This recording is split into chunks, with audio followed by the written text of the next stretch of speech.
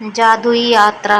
प्राचीन समय की बात है। एक छोटे से गांव में एक बालिका रहती थी जिसका नाम सुषमा था। सुषमा एक सामान्य किसान परिवार से थी, लेकिन उसके दिल में असामान्य साहस और उत्साह भरा हुआ था। गांव के पास ही एक घना जंगल था। इस जंगल के बारे में गांव के लोग तरह तरह की बातें करते थे कि वहाँ एक जादुई पेड़ है जो हर इच्छा पूरी कर सकता है।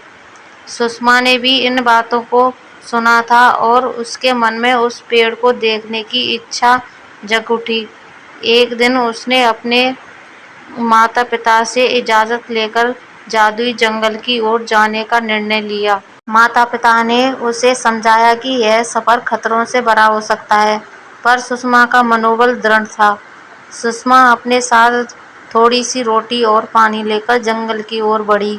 जंगल में प्रवेश करते ही उसे एक अजीब सी शांति और एक अद्भुत आकर्षण महसूस हुआ।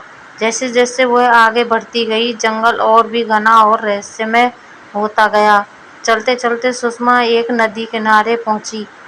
नदी का पानी चमक रहा था और उसमें इंद्रधनुष के रंग झिलमिला रहे थे। अचानक एक परी प्रकट हुई। परी ने मुस्कुराते हुए सुषमा से कहा, मैं इस नदी की रक्षक हूँ। अगर तुम इस नदी को पार करना चाहती हो तो तुम्हें 3 प्रश्नों के उत्तर देना होगा। सुषमा ने सिर हिलाते हुए सहमति जताई। परी ने पहला प्रश्न पूछा, वह क्या है जो जितना अधिक बढ़ता है उतना ही छोटा हो जाता है? सुषमा ने थोड़ी देर सोचा और फिर कहा, अंधेरा। परी ने प्रसन्न होकर दूसरा प्रश्न पूछा, वह कौन सा जीव है जो सुबह 4 पैरों पर, दोपहर में 2 पैरों पर और शाम को 3 पैरों पर चलता है? सुषमा ने तुरंत उत्तर दिया, मनुष्य। परी ने हंसते हुए अंतिम प्रश्न पूछा, वह क्या है जो हर किसी का होता है लेकिन फिर भी सभी इसे दूसरों के लिए अधिक चाहते हैं? सुषमा ने उत्तर दिया, सुख। तीनों उत्तर सही थे। परी ने सुषमा को नदी पार करने की अनुमति दे दी। सुषमा नदी पार कर आगे बढ़ी। थोड़ी दूर चलने के बाद उसने देखा कि एक विशाल राक्षस रास्ते में खड़ा है।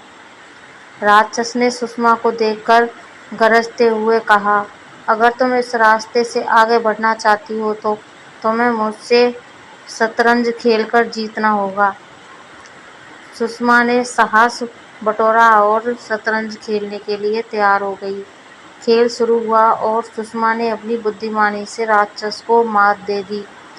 राक्षस ने हार मानते हुए रास्ता छोड़ दिया और सुषमा को शुभकामनाएं दी।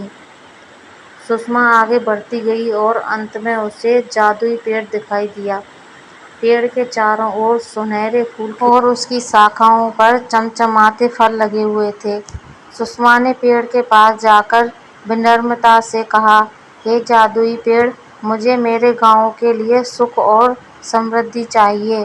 पेड़ की शाखाएं हिलने लगीं और एक मधुर आवाज में पेड़ ने कहा, तुम्हारी इच्छा पूरी होगी सुषमा, लेकिन याद रखना, असली सुख दूसरों को मदद करने में है।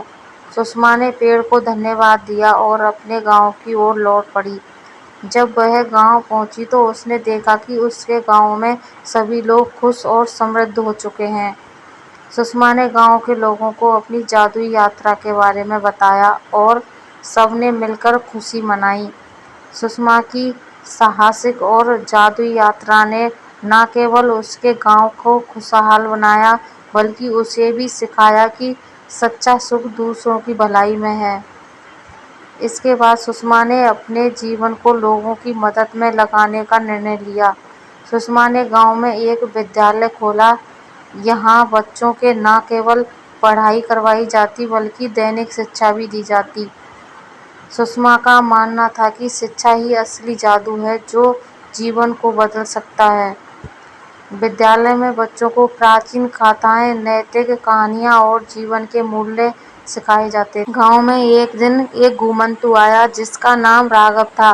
राघव ने सुषमा की कहानी सुनी और उसकी मदद का प्रस्ताव रखा। राघव एक कुशल शिल्पकार था और उसने गांव में एक कला केंद्र स्थापित किया, जहां गांव के लोग अपनी कला और शिल्प को निखारने लगे। धीरे धीरे गांव की कला की ख्याति दूर दूर तक फैल गई और लोग दूर दूर से इसे देखने और सीखने आने लगे। गांव के लोग अब अपने उत्पादों को बेचकर समृद्ध हो रहे थे। सुषमा ने अपने गांव के विकास के लिए एक और कदम उठाया। उसने गांव में एक चिकित्सा केंद्र भी स्थापित किया जहां लोगों का मुफ्त इलाज होता था।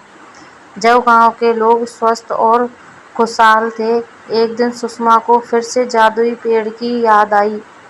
उसने सोचा कि वह पेड़ से जाकर धन्यवाद कहे और उसके जीवन को बदलने के लिए आभार व्यक्त करे। सुषमा ने फिर से जंगल की ओर प्रस्थान किया। इस बार वह न केवल अकेली थी बल्कि उसके साथ गांव के कुछ बच्चे भी थे जो जादुई पेड़ को देखना चाहते थे। जंगल में प्रवेश करते ही सुषमा को फिर से वही शांति और अद्भुत आकर्षण महसूस हुआ, लेकिन इस बार उसने महसूस किया कि जंगल में कुछ बदल गया है। जैसे ही वह नदी के पास पहुंची, उसने देखा कि परी वहां पहले से ही उसका इंतजार कर रही थी। परी ने सुषमा को देखकर मुस्कुराते हुए कहा, सुषमा, तुम्हारा स्वागत है।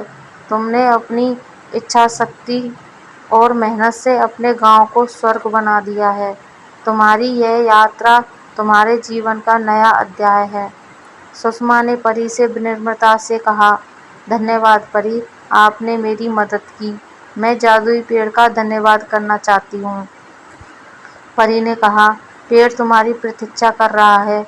जाओ और उसे अपना आभार व्यक्त करो। सुषमा और बच्चे नदी पार करके पेड़ के पास पहुंचे। पेड़ की शाखाएं हिलने लगीं और उसकी मधुर आवाज फिर से गूंजी, सुषमा, तुमने अपनी इच्छा शक्ति से अपनी और अपने गांव की जिंदगी बदल दी। अब तुम्हें एक और वरदान मिलता है। यह वरदान तुम्हें जीवन भर प्रेरित करेगा। पेड़ ने एक सुनहरा फल सुषमा को दिया।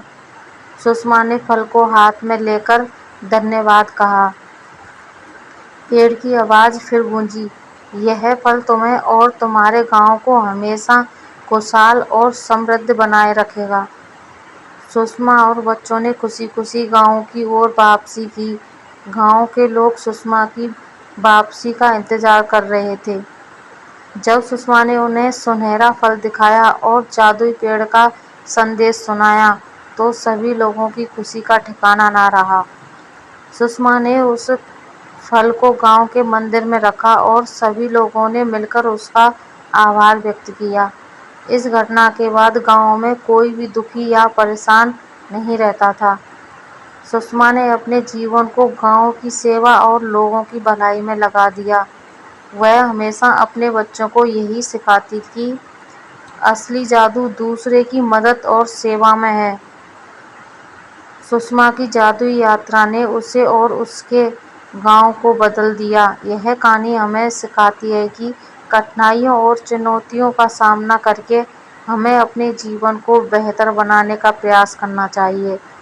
असली सुख और समृद्धि दूसरों की भलाई में है और यही जीवन का सच्चा जादू है। इस कहानी से आपने क्या सीखा, नीचे कमेंट में हमें ज़रूर बताइएगा। कहानी अच्छी लगे तो लाइक शेयर करें।